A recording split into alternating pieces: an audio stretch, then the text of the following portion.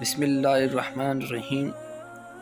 حضرت ابو ہریرہ رضی اللہ عنہ سے مروی ہے، فرماتے ہیں نبی کریم صلی اللہ علیہ وسلم ایک مجلس میں صحابہ کرام سے گفتگو فرما رہے تھے کہ عربی آیا اور پوچھا قیامت کب آئے گی۔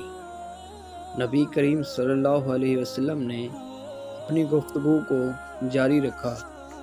بعض لوگوں نے کہا اس عربی نے جو کہا ہے وہ آپ صلی اللہ علیہ وسلم نے سن لیا ہے، لیکن آپ صلی اللہ علیہ وسلم نے اس بات کو ناپسند فرمایا۔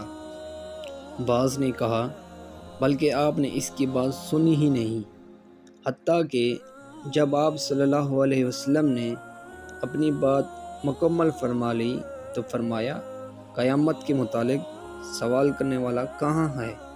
عربی نے کہا یا رسول اللہ صلی اللہ علیہ وسلم میں حاضر ہوں۔ فرمایا جب امانت ضائع ہونے لگے تو قیامت کا انتظار کرو۔ عربی نے پوچھا امانت کا ضائع کرنا کیسے ہوگا؟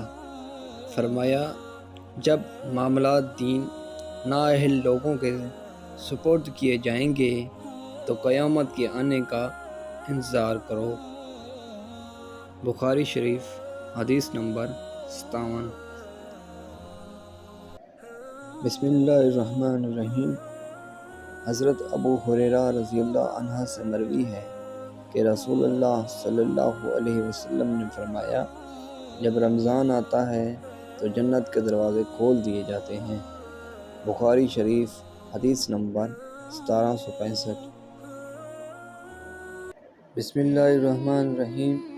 حضرت ابو موسیٰ رضی اللہ عنہ سے مروی ہے، فرماتے ہیں نبی کریم صلی اللہ علیہ وسلم نے فرمایا نمازی اجر و اجر کے سب سے عظیم وہ ہوگا جو دور سے چل کر آئے گا اور جو نماز کے انتظار میں رہتا ہے حتیٰ کہ وہ امام کے ساتھ نماز پڑھ لیتا ہے، تو وہ اس شخص سے اجر میں زیادہ ہوگا جو تنہا نماز پڑھتا ہے پھر سو جاتا ہے۔